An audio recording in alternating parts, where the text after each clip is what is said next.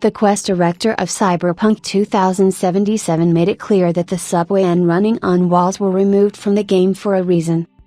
After the release of Cyberpunk 2077 in December 2020, many players rightly criticized the developers from CD Projekt Red for the quality of the final product. The authors of the role-playing action game were scolded not only for funny bugs, performance problems and unsatisfactory client status on consoles of the previous generation. As it turned out, the final version of Cyberpunk 2077 lost numerous mechanics and gameplay features that were announced long before the release.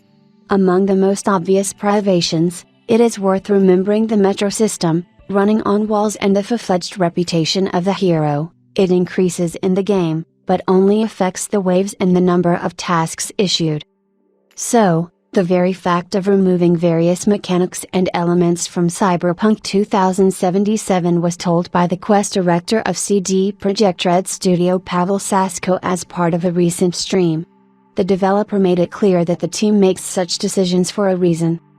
When you're working on a game, it's your responsibility as a designer to evaluate certain elements in order to understand exactly what content should be included in the final version.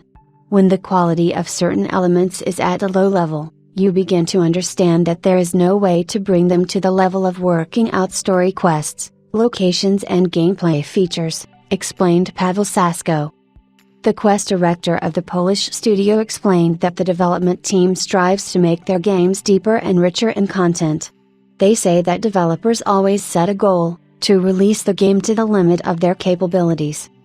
Recall that by the end of this year, Cyberpunk 2077 should receive a major addition to Phantom Liberty, which will be the first and only story expansion for role-playing action.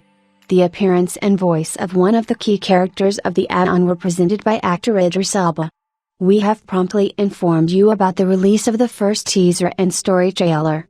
By the way, the other day CD Projekt Red promised to publish a lot of interesting details about Phantom Liberty in June. It's not long to wait.